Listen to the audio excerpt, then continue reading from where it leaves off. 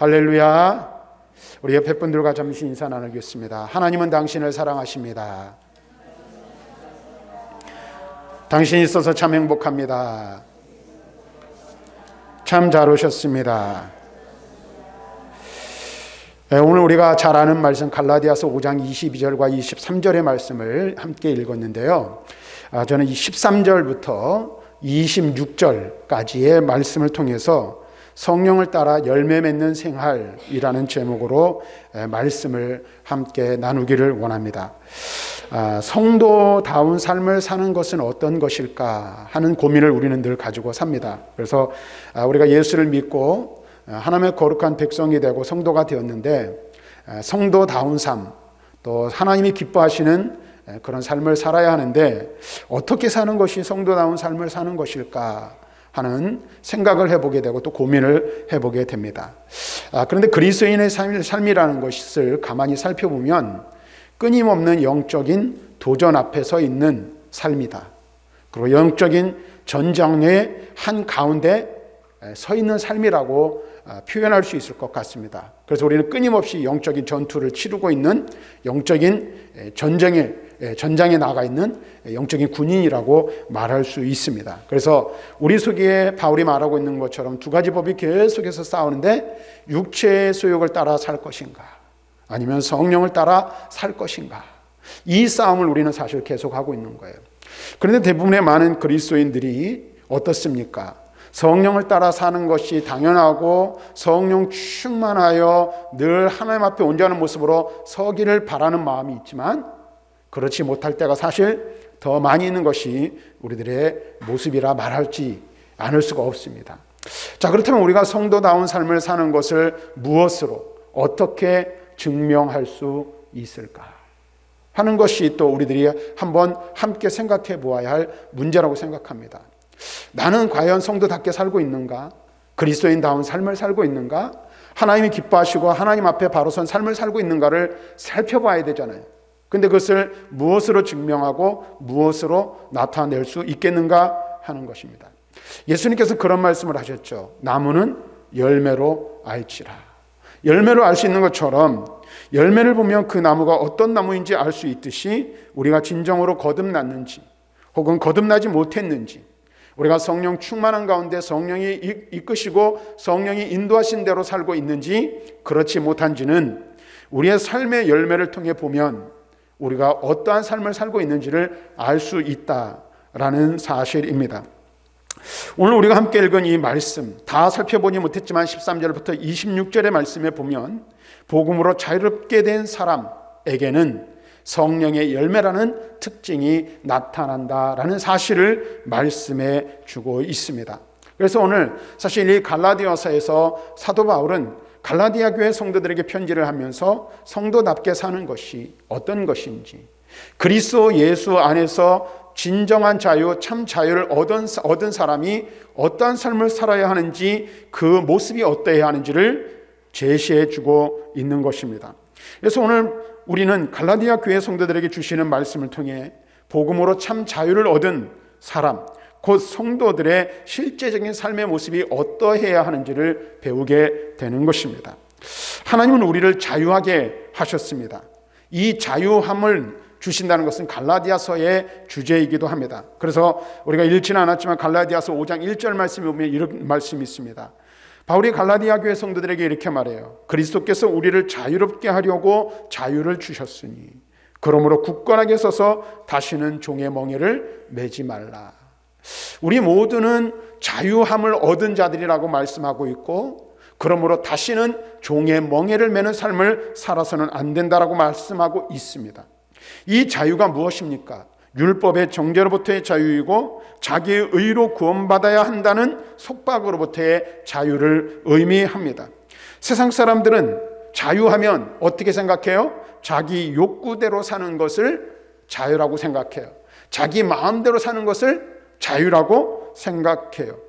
그런데 만약 자유가 그런 것이라면, 그런 뜻을 가지고 있다면 그리스도를 믿는 모든 사람들은 어떻게 될까요? 결국에는 방종하는 삶에 이르고 말게 된다라는 거예요. 방종의 삶을 살게 되는 것이죠. 그래서 사도 바울은 그리스도 예수 안에 있는 진정한 자유에 대해서 말씀한 후에 그 자유로 육체의 기회, 곧 육체의 욕망을 만족시키는 구실로 삼지 말라고 권면하고 또 엄히 경고하고 있습니다. 우리는 그리스도를 통해 자유를 얻었는데 그 자유를 가지고 자기 자신만을 위한 기회로 삼아서는 안 된다라는 거예요. 그래서 그리스도인으로 살아간다는 것은 어떤 거예요? 그리스도 예수 안에서 자유를 얻고 그 자유를 누리며 살아가는 거예요. 근데 그 자유를 누림에 있어서 누리는 자유를 가지고 어떻게 해요? 자기 자신만을 위하는, 자기의 이 욕구를 충족시키는 일에 사용해서는 안 된다라는 거예요. 그래서 바울은 뭐라고 말하고 있습니까? 우리가 얻은 그 자유를 가지고 오직 사랑으로 종된 삶을 살아야 함을 말씀해 주고 있는 거예요. 이것이 그리스도인이 가져야 할 자유와 사랑의 조화라고 바울은 말씀해 주고 있는 거예요. 자유는 그래서 향방 없는, 방향성이 없는, 그래서 자기 마음대로 자기가 원하는 것을 행하는 것이 아니라는 사실을 알 수가 있어요. 진정한 자유, 참된 자유는 내가 하고 싶은 대로 하고 내가 하고 싶은 욕구를 충족시키는 것 같지만 실제적으로는 그것이 아니라는 사실을 말씀해 주고 있는 거예요. 다시 말하면 그리스도 예수 안에서 얻은 자유를 가지고 사랑을 베푸는 바른 길로 나아갈 때 진정한 자유, 참된 자유를 누리며 사는 길이라고 말씀해 주고 있습니다. 그래서 그리스도인으로 산다는 것은 그리스도 예수 안에서 얻은 자유로 육체의 기회를 삼지 말고 사랑으로 서로 종노릇하며 살아야 함을 말씀해 주고 있는 거예요. 죄의 종으로부터 해방되어 완전한 자유인이 되었지만 사랑의 종이 되어야 한다는 이 말은 어떤 면에서는 기독교의 역설, 놀라운 역설이라고 말하지 않을 수 없는 것이죠. 그래서 우리가 죄의 종에서 해방되었어요. 그런데 어떻게 해요? 그러면 이제 죄의 종된 우리가 사랑의 종이 되어 사랑으로 섬기며 살아야 할 의무가 우리에게 있다라는 것입니다. 그렇습니다. 사랑하는 성도 여러분, 우리는 놀라운 사랑을 받은 자이죠. 우리는 사랑으로 우리를 받아주시는 하나님의 은혜 때문에 하나님 앞에 자유롭게 나아갈 수 있게 되었습니다. 이 은혜와 사랑을 본받아 우리가 하나님의 사랑을 아는 우리는 어떻게 해요? 하나님이 나를 사랑하시고 하나님이 우리를 사랑하신 것처럼 우리도 먼저는 하나님을 사랑하고 우리의 이웃과 형제와 자매를 사랑하는 삶을 살아야 하는 것이 마땅한 것이라고 성경은 우리에게 분명히 말씀해 주고 있습니다. 그리스도께서 우리를 위해 자신을 내어주신 십자가의 사랑을 담고 싶어지는 것이 그리스도인의 마땅한 모습이라는 것입니다. 그래서 그리스도와 같이 그리스도 예수의 말씀을 따라 이웃을 섬기기 위해 종이 되는 것을 어떻게 해요? 당연한 것으로 여기는 것. 이것이 바로 그리스도인의 삶의 모습이라고 말할 수 있습니다. 말 같지 않은 소리 하는 것 같잖아요. 그렇죠. 자유를 얻었다면서 그것은 우리가 교회 신앙생활 하다 보면 도리어 어떤 생각을 더 많이 가져요? 속박을 당한다라는 느낌을 받을 때가 많이 있다는 것이죠. 예배당 안 오면 전화하고 예배 참석하라 그러고 주일 성수하라 그러죠. 헌금 생활 잘하라 그러죠. 여러 가지 이 조건들이 우리로 하여금 그런 것들이 참 많이 있어서 이 교회 다니는 것이 뭔가에 묶여서 사는 것 같다라는 거예요. 그런데 여러분 보세요. 그리스도께서 우리를 사랑하신 그 사랑 때문에 우리가 어떻게 해요? 사랑의 종이 되는 것. 이것이 진정한 그리스도인의 모습이라고 우리들에게 말씀해 주고 있어요. 그리스도를 믿음으로 거듭난 사람은 이 세 계명을 그래서 어떻게 해요? 기뻐하며 사는 것입니다. 율법의 행위로는 구원받을 수 없었던 연약한 자가 하나님이 주시는 성령으로 새 생명을 얻고 우리 안에 내주에 계신 성령으로 말미암아 이 계명들을 지켜나갈 수 있게 된다라는 사실입니다.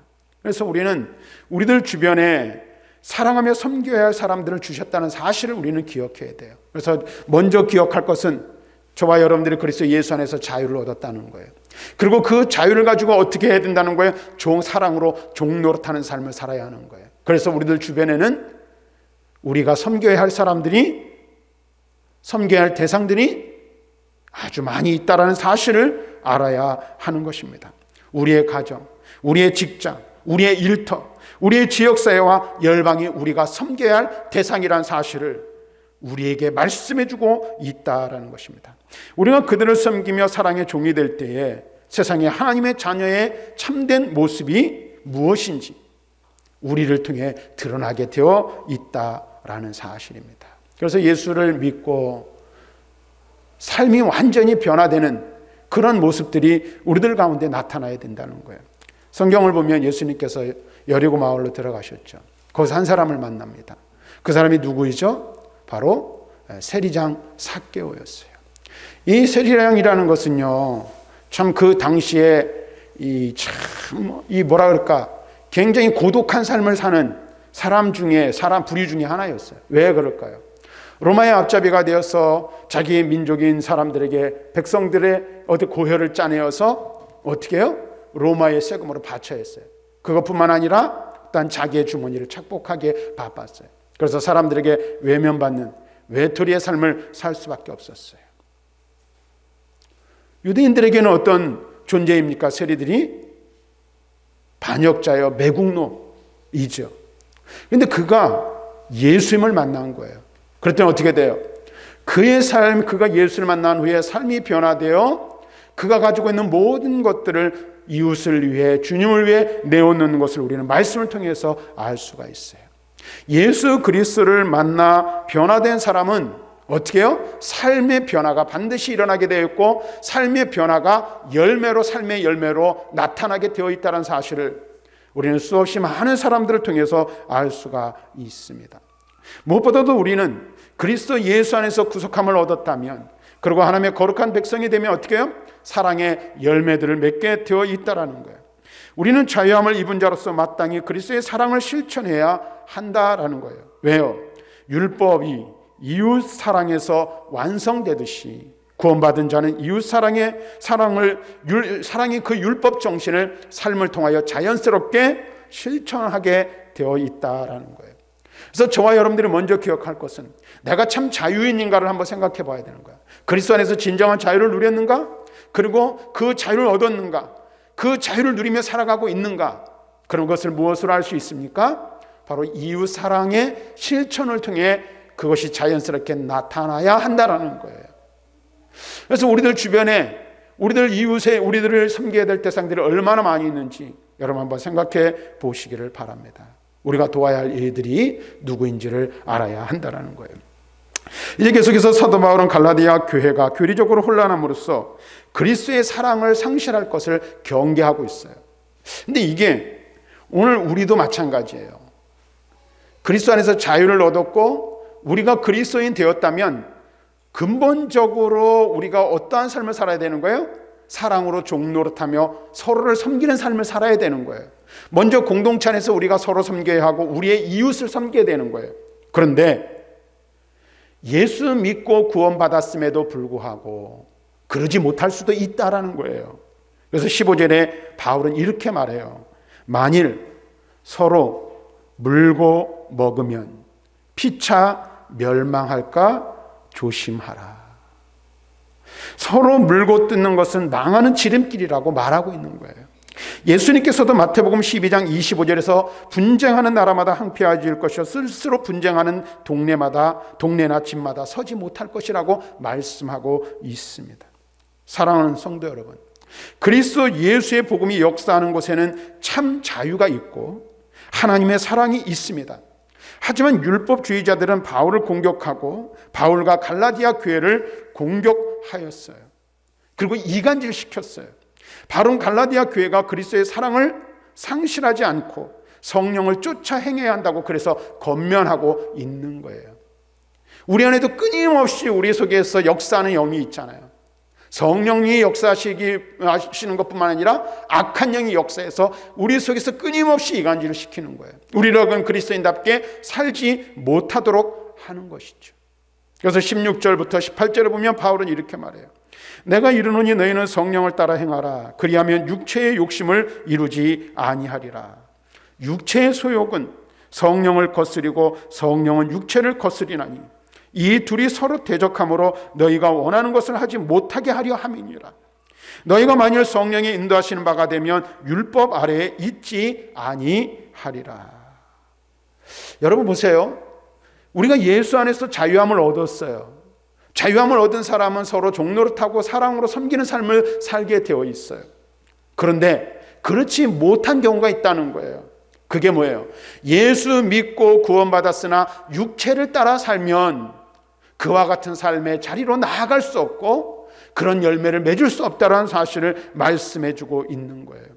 그래서 참된 복음의 사람은 어떤 삶을 삽니까? 육체적 욕망을 따르지 않고 성령의 인도하심을 따라 자신이 참 자유인임을, 진정으로 구원받은 자임을 증명해야 한다라는 것입니다. 성령의 사람들은 율법주의자들처럼 자신들의 육체적 욕망을 쫓아 본성대로 살지 않습니다. 그런데 우리가 분명히 여기서 알아야 될 게 한 가지 있어요. 우리는 아직이라는 거예요. 구원받았어요. 그러나 아직 우리의 구원이 완성되지 않았고 천국을 향하여 나아가지만 아직 천국에 이르지 아니하였어요. 그래서 천국에 이르지 못한 순례자로서 육체를 가지고 여전히 이 세상을 살아가기 때문에 육체의 소욕의 영향을 받게 되어 있다라는 거예요. 그래서 우리 속에 있는 육체의 소욕은 어떻습니까? 우리 안에서 제약된 생각을 불러일으켜 하나님이 주시는 자유를 남용하거나 혹은 그것을 무시하게 해서 다시 어디로 돌아가게 해요? 예수를 알기 이전의 삶으로 돌아가도록 되돌리려고 육체의 소욕은 끊임없이 우리를 공격하고 도전해 오고 있다라는 거예요. 그래서 바울은 오늘 말씀에서 무엇을 말하고 있습니까? 육체의 일에 대하여 말하고 있어요. 육체의 일은 모든 죄악의 습성을 가지고 있어요. 그래서 여기 말씀 보면 음행, 더러운 것, 호색, 우상숭배, 주술, 원수 맺는 것, 분쟁, 시기, 분냄, 당짓는 것, 분열, 이단, 투기, 술 취함, 방탕함 등이 바로 그러한 것이라고 말씀해 주고 있어요. 그래서 우리가 우리 속에 있는 이 육체의 소욕을 따라 살아가다 보면 이와 같은 죄악을 저지르게 되는 거예요. 그런데 더 심각한 것은 이와 같은 것들은 하나님 나라를 유업으로 받지 못하게 하는 심각한 죄악들이라고 말하고 있어요. 육체의 소욕을 따라 살면 육체의 열매를 맺게 되어 있는 거예요. 그래서 바울은 이 열매들을 쭉 나열하는데 열거하고 있는데 이것을 4가지 정도로 구분할 수 있어요. 첫째는 성적인 죄요, 둘째는 오늘 종교적인 것이고, 셋째는 사회적인 죄악이고, 넷째는 음주와 가무의 죄를 말씀하고 있어요. 다시 한번 말씀드리지만 우리가 여기서 분명하게 깨달아야 될 게 있는데, 신실한 성도들 역시 육체의 소욕으로부터 영향을 받을 수 있다는 거예요. 목사도, 장로도, 권사도 오래 믿었건 오래 믿지 않았건 그것과 관계없이 우리도 예수 믿어 우리가 구원받았지만 여전히 우리는 우리의 육체의 소욕에 영향을 받을 수 있다는 사실이에요. 그래서 그리스도 안에서 자유함을 얻었다는 것이 곧 육체의 소욕으로부터 자동적으로 분리되거나 떨어지는 것을 의미하는 것은 아니란 사실을 알아야 돼요. 따라서 우리는 어떻게 됩니까? 이러한 죄들을 경계해 그 죄악에 물들지 않도록 주의해야 하고, 만일 죄를 범했다면 즉시 돌이켜 회개해야 한다라는 거예요. 바울은 엄중하게 경고합니다. 복음을 믿는다고 하면서도 이런 열매를 삶을 통하여 맺는다면 하나님 나라에 들어갈 수 없다라고 말합니다. 복음이 말하는 구원에는 이와 같은 복음을 믿은 후에 일어나는 삶의 변화가 그래서 매우 중요한 거예요. 우리가 어떤 열매를 맺느냐가 중요한 거예요.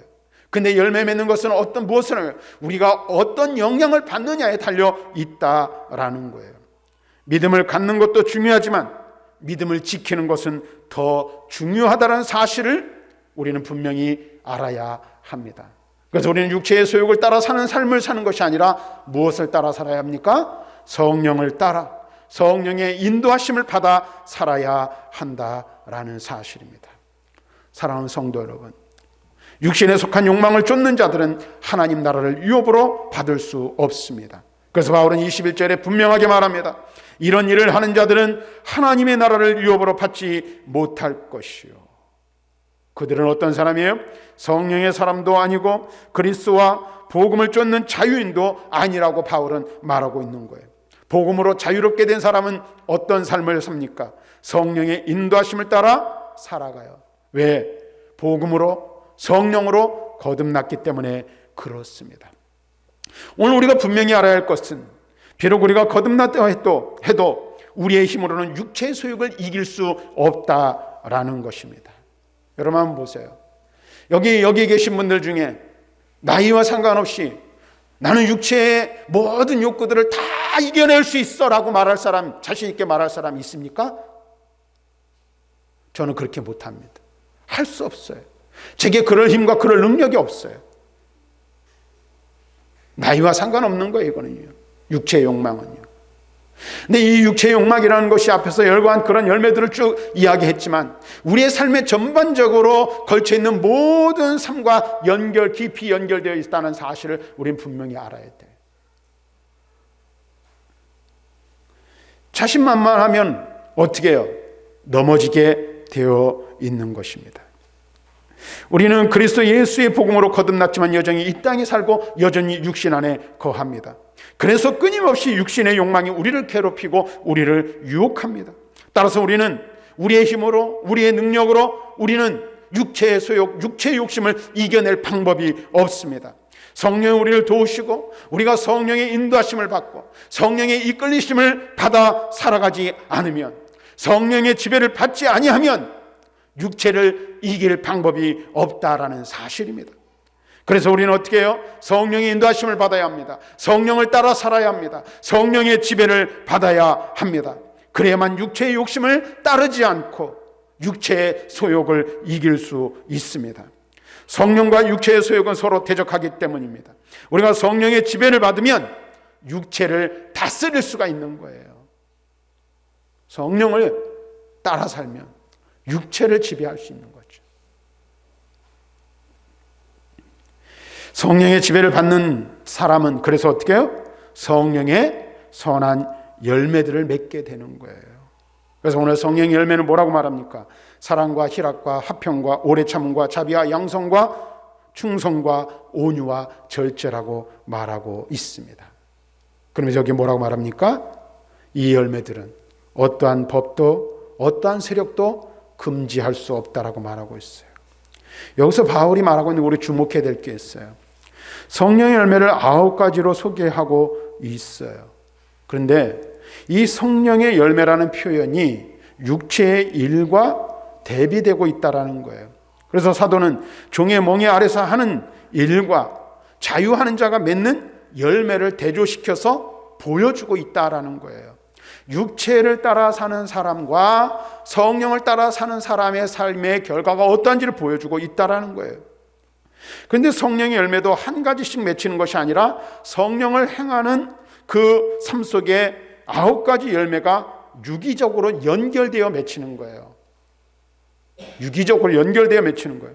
그래서 여기서 언급되는 우리가 또 주목해야 될 게 뭐예요? 이 성령의 열매들의 이름이 성령의 열매이지 자기의 노력의 열매가 아니라는 사실에 우리는 주목할 필요가 있다라는 것입니다. 내가 노력해서 내가 공을 들여서 되는 게 아니라는 거예요. 다시 말하면 성령으로 열매 맺는 이 열매는 내 힘, 내 능력으로 되는 게 아니라는 거예요. 여러분 보세요. 육체의 소욕을 이기는 것도 내 힘과 내 능력으로 이길 수 없어요. 그렇잖아요. 예수 믿어 구원받았지만 이 세상을 사는 동안 우리는 육체의 지배를 받고 살아가요. 육체 안에 살아가요. 그래서 육체의 소욕에 영향을 받아요. 근데 그 육체의 소욕을 이길 힘이 내게 없어요. 또한 성령으로 열매 맺는 그 열매도 내 열매가 아니라는 거예요. 그럼 우리가 어떻게 성령의 열매를 맺습니까? 앞에서 말씀드린 대로 성령의 인도하심을 따라 성령의 지배를 받을 때 우리는 그 열매를 맺을 수 있다라는 거예요. 그래서 이 열매는 신실한 그리스도인들의 삶에 맺혀지는 열매예요. 다시 말하면 성도들의 믿음을 통해 역사하시는 성령에 의해 맺어지는 열매가 성령의 열매라는 거예요. 우리는 무엇으로 반응하면 됩니까? 그래서 믿음으로 성령을 의지하고 하나님을 의지하며 나아가기만 하면 되는 거예요. 하나님께서 내 삶을 통해 역사하시고 내 삶을 지배해 주실 것을 믿고 나를 구원하실 것을 믿고 그리고 그것을 믿는 믿음을 가지고 나아갈 때 나의 믿음을 통하여 성령이 역사하여 열매 맺게 하신다라는 것입니다. 믿음이 중요한 거예요. 그러므로 사도는 성령의 열매의 위력을 어떻게 해요? 앞에서 말씀드린 것처럼 이 같은 것을 금지할 법이 없다라고 말하고 있습니다. 여기서 금지하는 것은 대항하다라는 뜻을 가지고 있고 사도는 성령의 열매들을 대항할 어떤 법도 존재하지 않음을 가르쳐주고 있는 거예요. 그래서 성령의 열매는 어떠한 법칙으로도 이 세상의 그 어떤 것으로도 멈출 수 없는 능력의 열매들이라고 말하고 있는 것입니다. 사랑하는 성도 여러분, 예수님을 믿는 자들은 오늘 예수 그리스도를 구주로 영접할 때에 이미 자신의 옛자와 그분과 함께 십자가에 못 박아 죽이는 거예요. 그러므로 성령을 거스리는 죄에 대해서 단호하게 거절하고 결단할 수 있어야 하는 거예요. 그래서 24절 말씀에 이런 말씀이 있어요. 그리스도 예수의 사람들은 육체와 함께 그 정욕과 탐심을 십자가에 못 박았느니라. 여기서 말하는 정욕은 우리말로 이렇게 헬라어 원문을 번역하면 열정으로도 번역할 수가 있습니다. 근데 이 열정이 어떤 열정이냐? 금지된 열정을 말하는 거예요. 그런데 이 사람이라는 게요, 율법이 무엇인가를 금하면 인간은 그것을 향한 열정이 오히려 더 커지죠. 그래서 아이들더러 보면 하지 마라 하면 더 하고 싶잖아요. 더 하고 싶어요. 뭘 하지 말라 그러면 자꾸만 더 생각이 나요. 왜? 금지된 거에 대한 이 육체 욕망이 사람들이 있기 때문에 그래요. 이것이 사람의 근본적인 욕망이에요. 그래서 로마서 7장 5절에서 바울은 이런 말씀을 했어요. 우리가 육신에 있을 때는 율법으로 말미암는 죄의 정욕이 우리의 지체 중에 역사하여 우리로 사망을 위하여 열매 맺게 하였다라고 말하고 있어요. 또 여기서 말하고 있는 이 탐심이라는 것은 욕망으로 번역되는 단어인데 이 탐심은 탐하는 마음을 말해요. 그리고 욕망의 본질은 어떤 대상을 끊임없이 탐하는 것을 말해요. 바울은 이것에 대해서 로마서 7장 7절 8절에 이렇게 말해요. 그런즉 우리가 무슨 말을 하리요? 율법이 죄냐? 그럴 수 없느니라.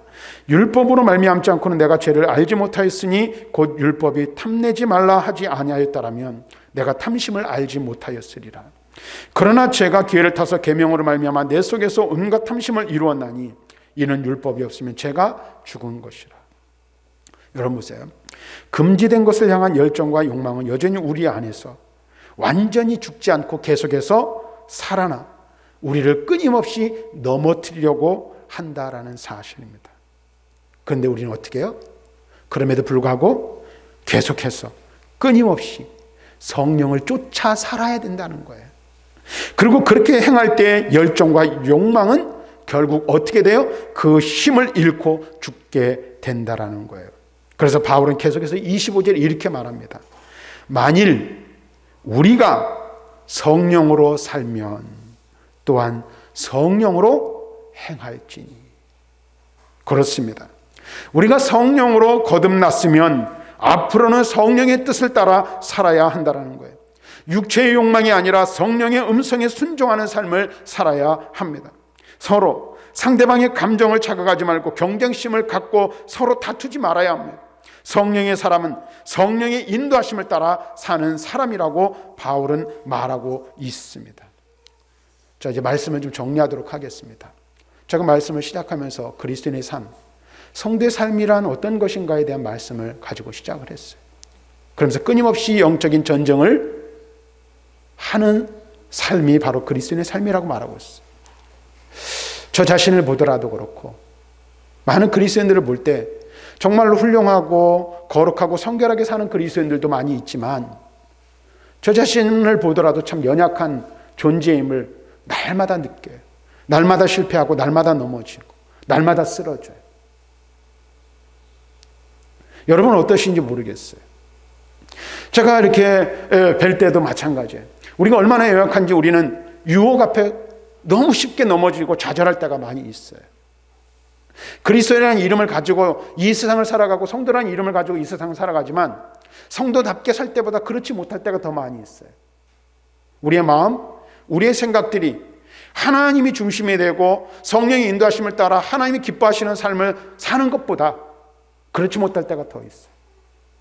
또 안타까운 것은 오늘날 많은 교회와 그리스도인들의 삶 가운데 성령으로 열매 맺는 아름답고 풍성한 열매들이 많이 나타나 하나님의 거룩하신 영광을 드러내야 되는데 성령의 열매보다는 육체의 소유로 말하는 육체의 일들에 대한 열매들, 육체의 일들에 대한 것들이 더 많이 보여질 때가 있어요.